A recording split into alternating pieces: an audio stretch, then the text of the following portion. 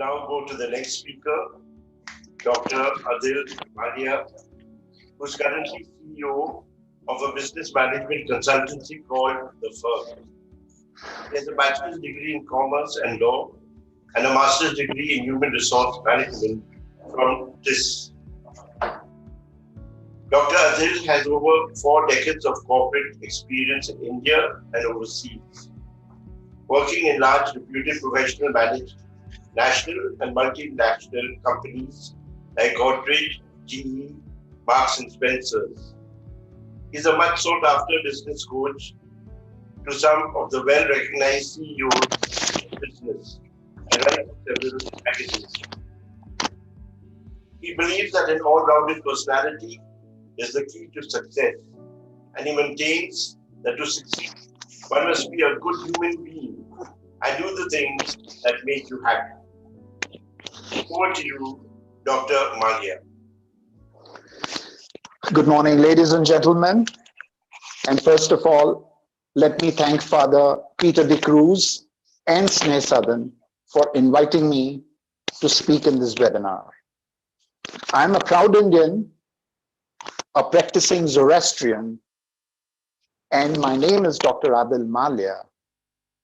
Each time that my work takes me to different locations in the country, and they casually ask me as to who I am, and at some point of time I tell them I'm a Parsi, most people who talk to me don't seem to really know who a Parsi is. And therefore what I will do is, I would take this opportunity for the next 4 or 5 minutes to tell you something about Zoroastrianism, and then talk about what the role of Zoroastrianism has been, and how overarchingly a religion contributes to the development of the nation within the framework of the constitution that we are talking about.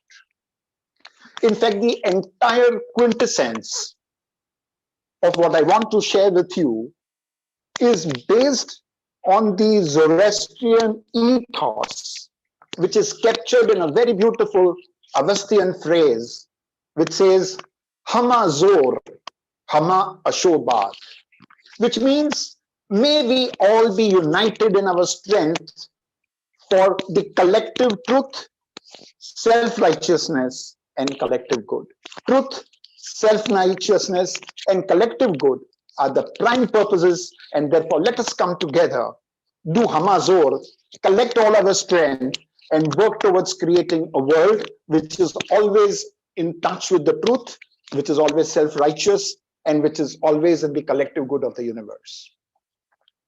So the religion was as such founded in 6th century BC, 1,600 years before Christianity, 2,100 years before Islam.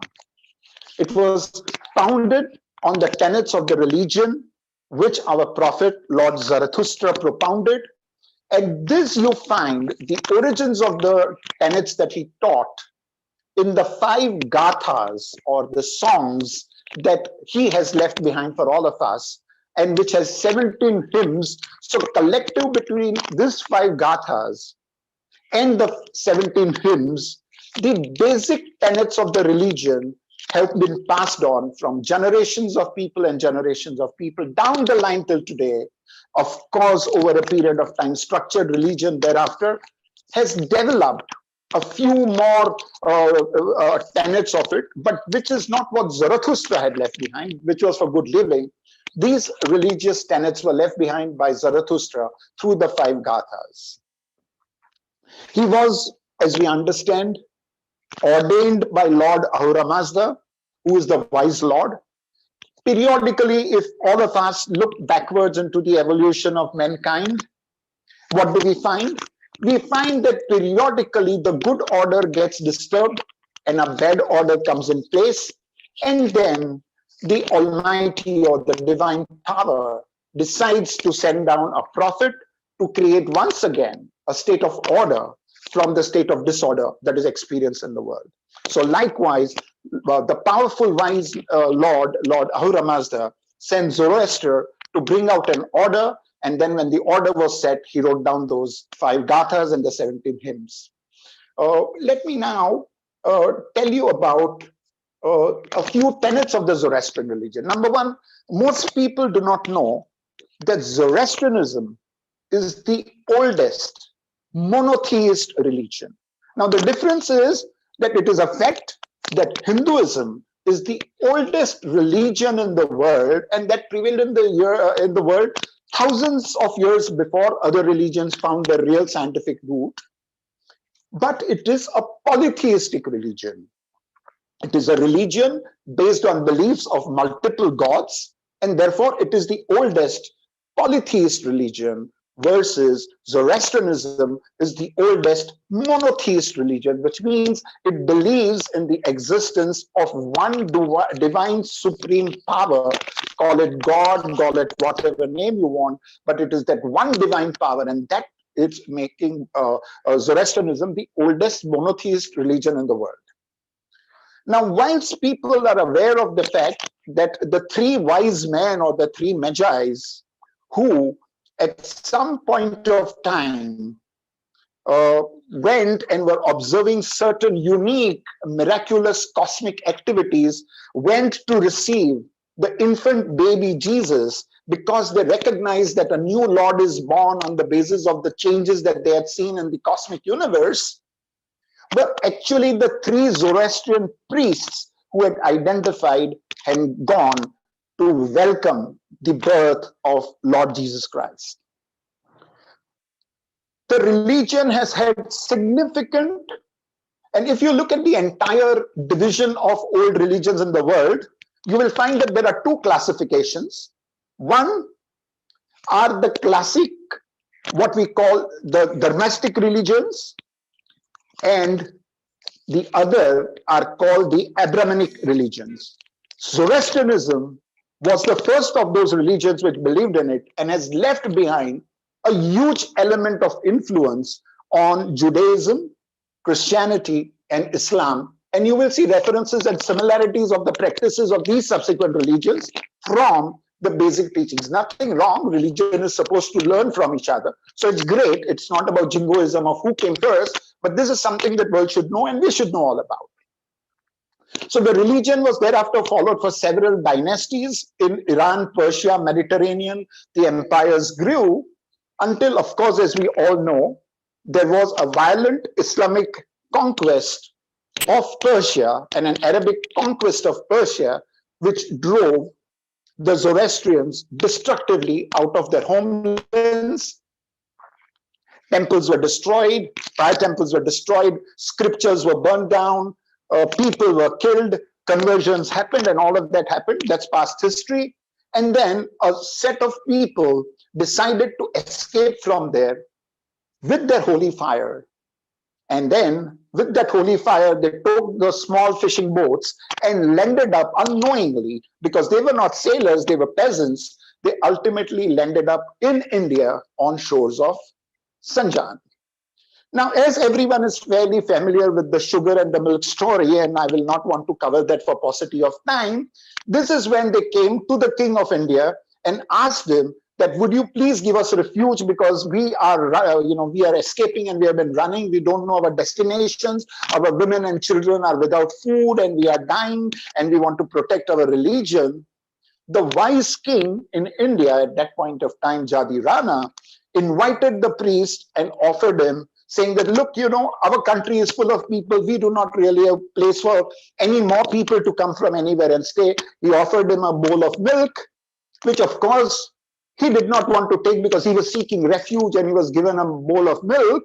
But the wise man apparently took out a packet of sugar, put it into the milk and said, look, taste your milk now.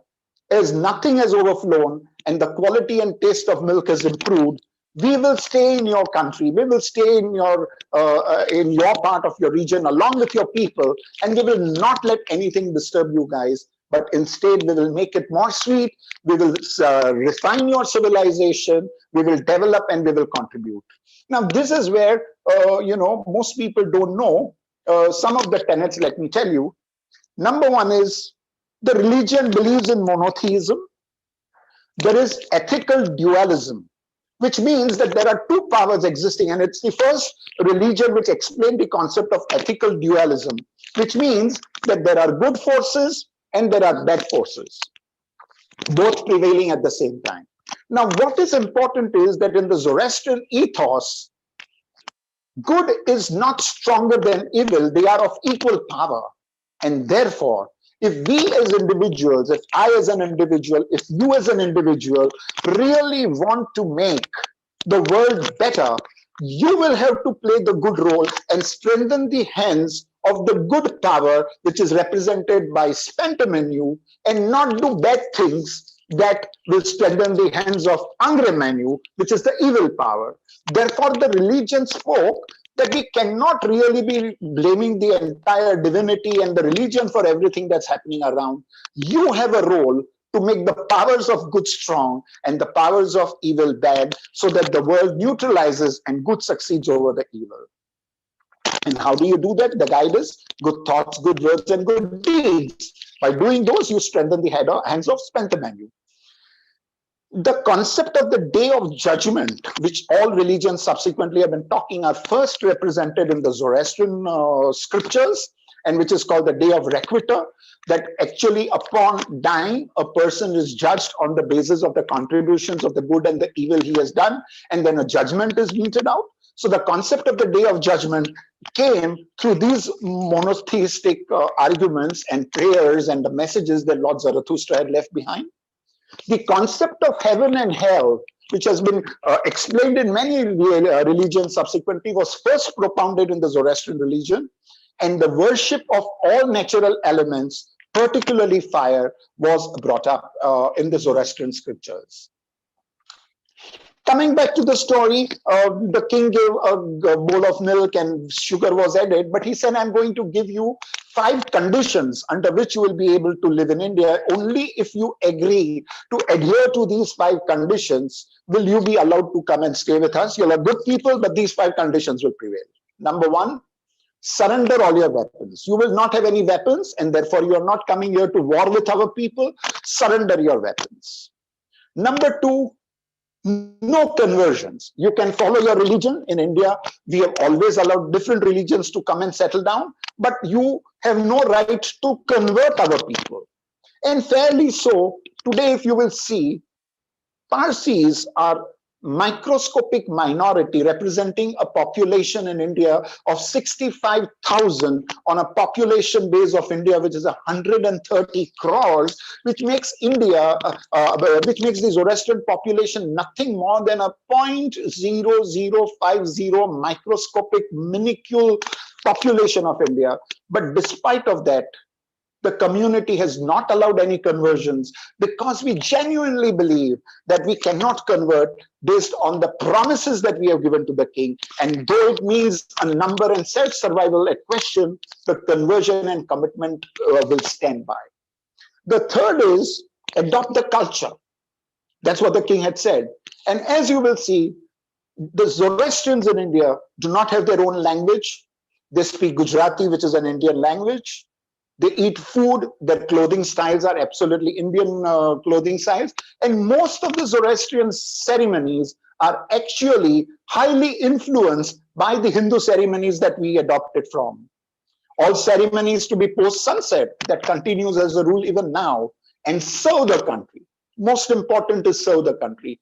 And today you will see, therefore, that Parsis have over a period of time contributed to industry, contributed to various professions, contributed through philanthropy, contributed through education, contributed by building hospitals, contributed by defense services, and nothing has been sought back as a reservation for them because they believe that they can cope with it.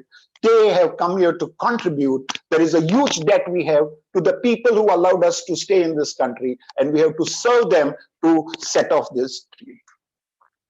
Why do I say all of that? And not for any jingoistic reasons, but every country and every religion which wants to get accepted within a country that they are settling down, tolerance is subject to wholehearted mutual respect for the people staying out there. If you do not have mutual respect, then there will be a major conflict and you will not be able to survive. Therefore, you will not be able to contribute meaningfully. So religions have to first teach their people what is a mutual respect and wholehearted mutual respect and acceptance for what is happening in the region where they are settling or the country that they are settling.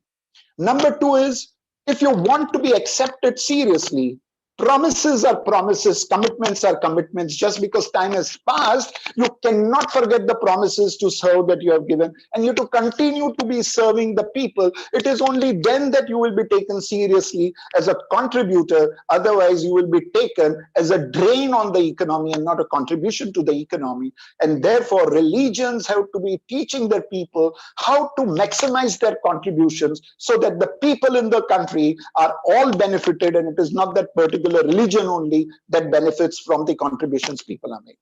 Authentic service is very, very important.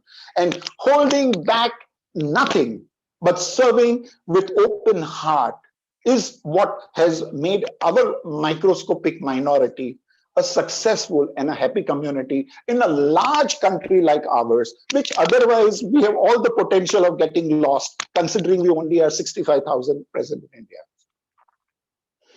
I would actually not dare to get into definition of what a religion is all about, because that can be very, very debatable. But I am not an expert on the religion. I am only a practicing Zoroastrian. So therefore, I do not want to venture into wholesale definitions of what a religion is all about. But if you were to really ask me what is religion to me as a practitioner, religion is just a structured way by which men establish their spiritual link with divinity and adhere to good living by following the norms and the prescribed values of the religion. So it has only got two things. It helps people direct and have a spiritual link with the divinity. And the way to do it is by adopting the spiritual values of good living, which they are supposed to adhere to as they live. What is therefore the purpose of religion?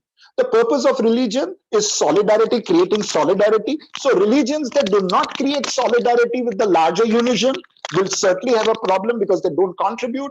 Therefore, the purpose of religion is solidarity through shared rituals and behaviors. Confirmation through social pressure. If you do not adhere to it, the religion has the capacity to put pressures onto that, but pressures in the right direction to ensure that the national good is happening. Confirmation with the social pressure, social control, and widespread belief to create a better world is what the purpose of religion anywhere is about. Unfortunately, religions being the cradles of civilizations that have happened, this purpose, the original authentic purpose of creating the spiritual link, got taken over by the administrative role of trying to manage and administer the civilization, as a consequence of which resources and resource management came into the part of religion. And at some point of time, power came as an interplay to manage that administration. And that is where religion got mixed up with administration and power. And that is when the entire deterioration happened between the religious powers, the role the religion should be playing, and what it actually ended up playing in countries where they had to also administer the civilizations. To face that situations, naturally, religious anchored nations had to give way because there was a lot of conversions happening. Sea communications was opening out, so people from different regions were moving into different regions. Immigration was happening, businesses were growing, education was happening, and therefore, the religious states had to give way to what we call the nation states. Nation states where there was no one particular religion, but the role of administrating the civilization and the power structure was managed by an elected body or by any other body, and the state did not profess any religion. People from different religions come and stay. They contribute as citizens, they throw away their religious labels behind, keep it in the privacy of their practice, but collectively come together to stay along with all the people staying together to create harmony and economic development. And those are the nation states that subsequently came and took over from the religious anchored civilization or religious nations in the world. And that is how the nation states of secular philosophies came into existence. Now, if you will look at it, when people from different religions started coming and staying into these nation states, at some point of time, the religious beliefs, because there were no definitions, came into a state of conflict, came into a state of jingoism. Each religion and people following those religions started believing that they wanted to capture the power, because somewhere down the line in the administration of the nation was always the need for power, always the need for resources, and everyone wanted in those religions to snatch maximum power for themselves. And therefore, nation states had to adopt constitutions, and constitutions over a period of time had to adopt principles like secularism and fraternity within their frameworks to be able to manage this interaction of people living together of different religions but living in a common nation state, to ensure that there is collective harmony, to ensure that there is collective contribution to the development, and to ensure that there is peace and harmony as people fraternize, where individual dignity is managed on the one hand and the national integration and development happens. Now, when we talk about human values which need to be protected by these nation states, it again reminds me of the first story that I wanted to tell you about, was about Cyrus the Great. Now, all of us know Cyrus the Great was one of the greatest and the first kings of the world, and he was a Zoroastrian. He was emperor who had captured practically the whole world at a point of time, and which is why history refers to him as Cyrus the Great, not only out of reverence, because the UNO gives the title of great to some people.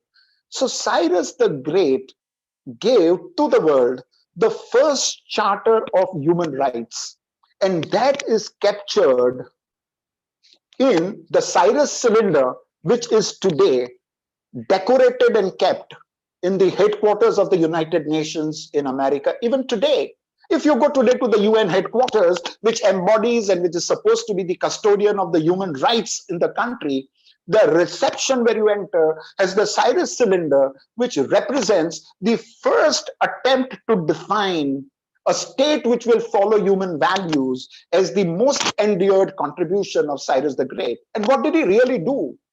So Cyrus the Great, being a very benevolent king, actually entered Babylon, where Jews, thousands of Jews were captured. And they were being harassed and tortured and killed.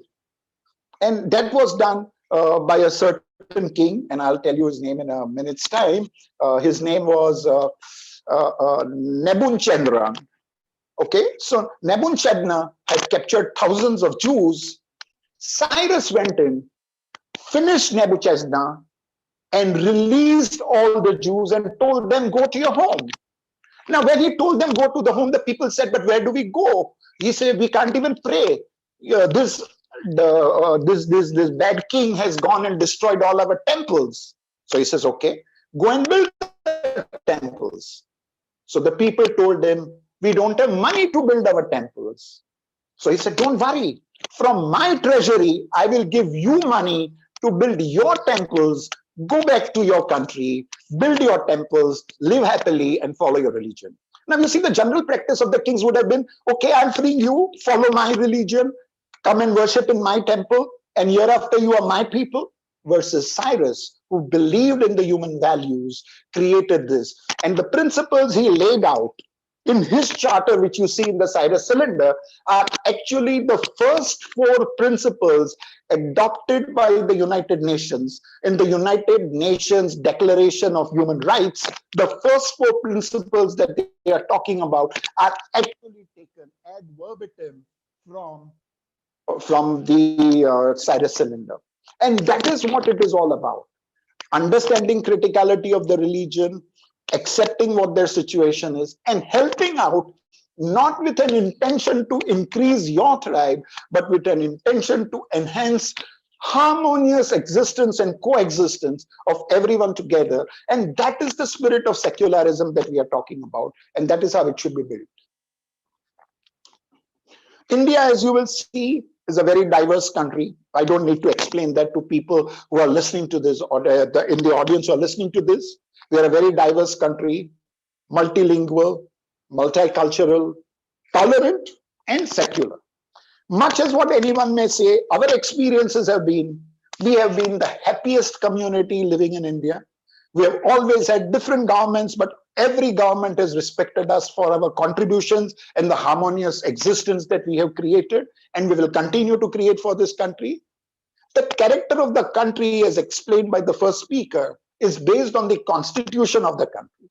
The Constitution of India embodies four critical values, which again in the Declaration of Human Rights you will see represented: justice, liberty, equality, fraternity.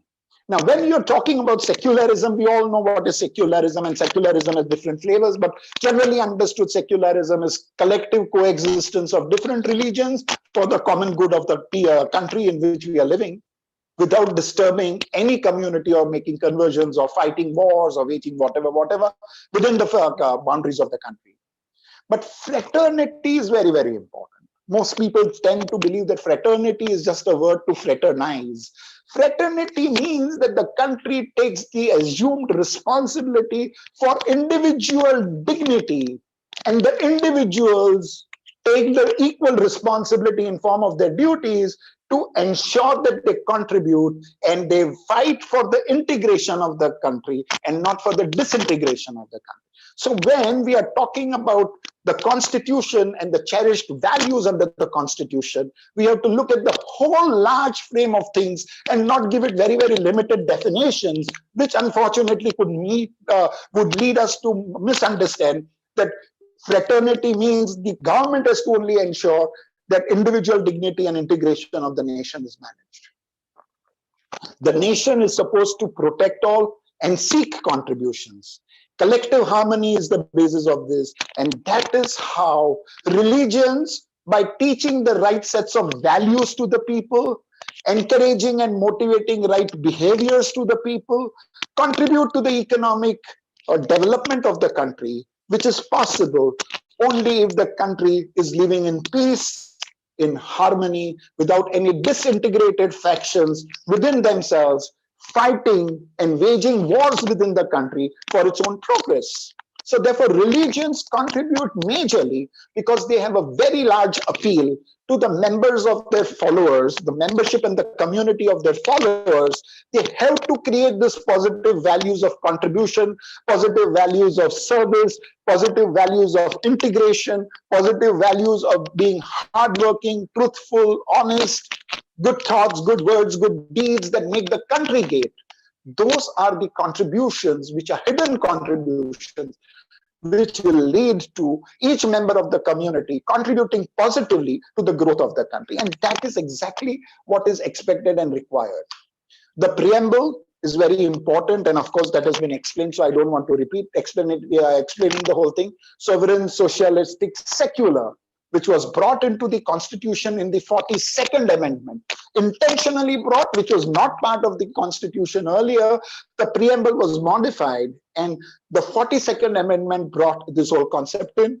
We all know that Article 25 to Article 28 talk about religion, the role of religion over and above its role in other aspects, but specifically about what are the religious rights. I don't want to talk, it has been already discussed earlier.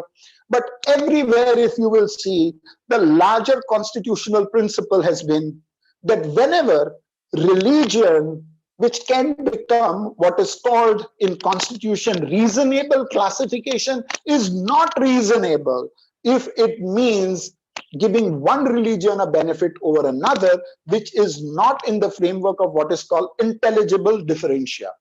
Only if there is intelligible differentia would it stand the test of reasonable classification.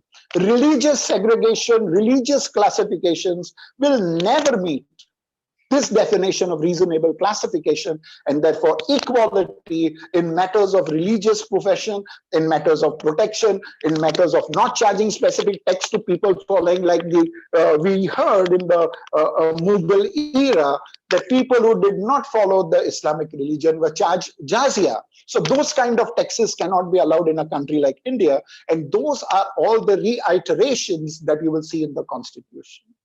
Maybe periodically some violations may happen.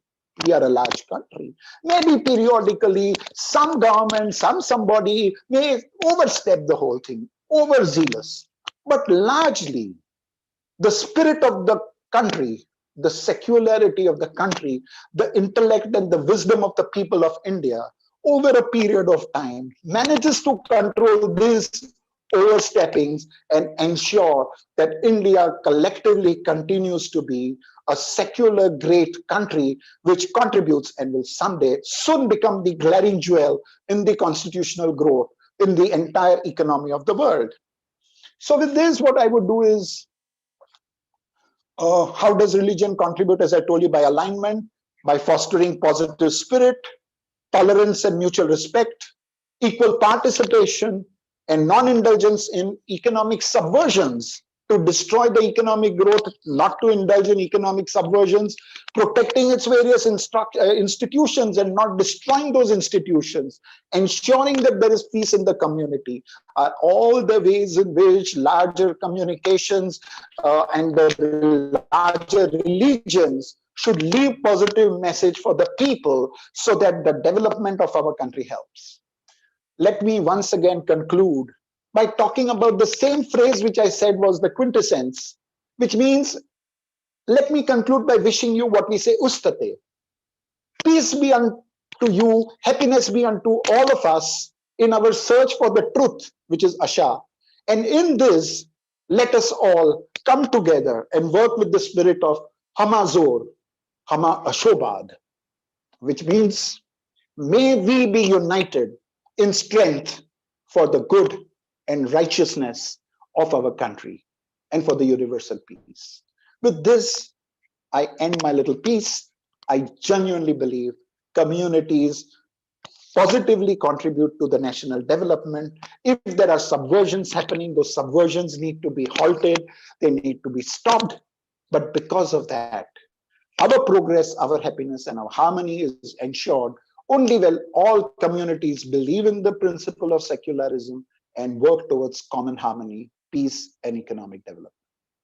Thank you very much. I hope I was able to communicate my thoughts to you.